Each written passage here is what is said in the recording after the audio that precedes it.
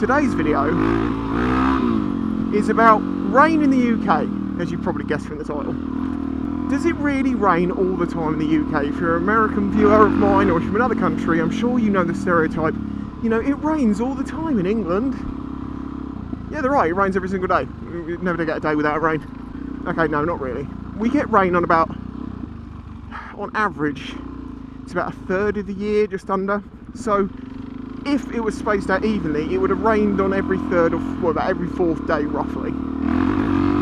But obviously it doesn't rain at that rate. What happens is we have lots and lots of dry days, like anywhere else, and then during the winter we can just get, you know, day after day after day after day of rain every day. Not necessarily loads, but it never gets a chance to dry up, and it's just wet like this all the time. So, no, it doesn't rain all the time in England, but it does rain quite a bit, and it's persistent, and it doesn't go away, because it never gets warm enough.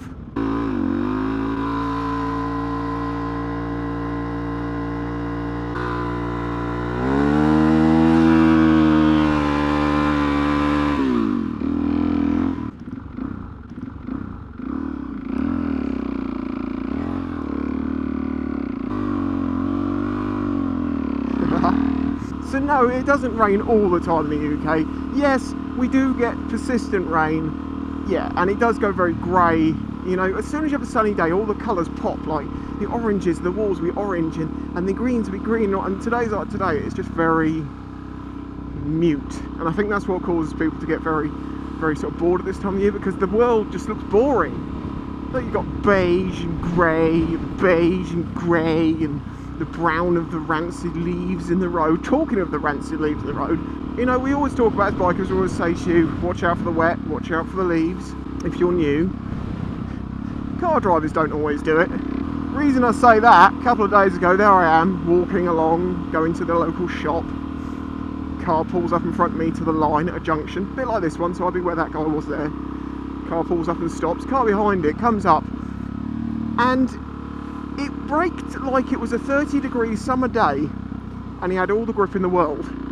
Unfortunately, he did it in November where it's cold and wet and there was leaves all over the road, and he just locked up and went straight up the arse of that car right in front of me, and I was just like, wow, leaves are slippery, eh? And kept going. Yeah, it wasn't a bad, like, it wasn't like a dangerous hit. The guy who was in the car at the back was out in seconds, the one at the front was out in seconds. It was just like a little 20-mile-an-hour fender bender, you know, the sort of stuff that can actually kill you on a bike. I'm sure that is the route to why a lot of car drivers are bad drivers and don't think what if. Simply because, what if they crash at 20, 30, 40 mile an hour? They're very unlikely to come out of it with any major injuries. 20 mile an hour crash on anything, scooter, anything, you could be dead. The reason I feel slightly on a loose end is because this morning I was supposed to be going to pick up a new clutch, because Derek, his biting point is right out here, and it is, the cable's been adjusted. Basically the plates are wearing out. It's not slipping yet, but they're getting so thin that, you know, it's time for a new clutch.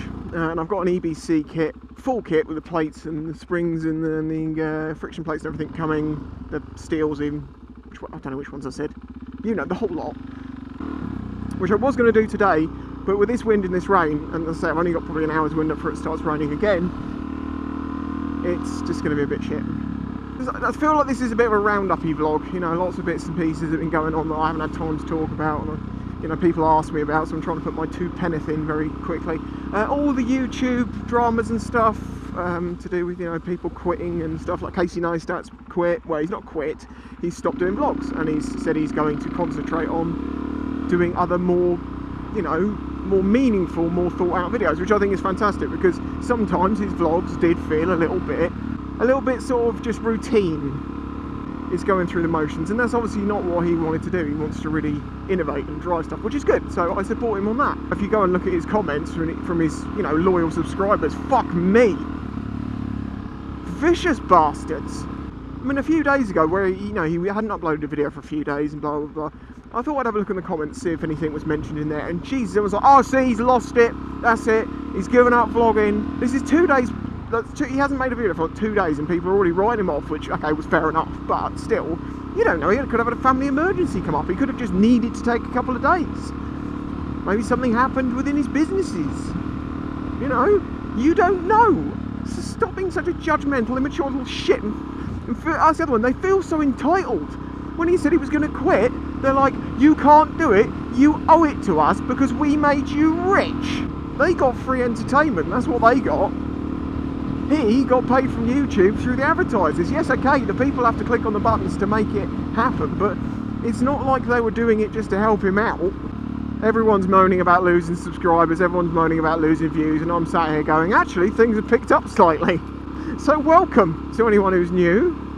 Welcome on board. Trust me, I do a lot more interesting things than ride round in a circle on a small island on a horrible rainy day and do a few wet burnouts, but what am I supposed to do, man?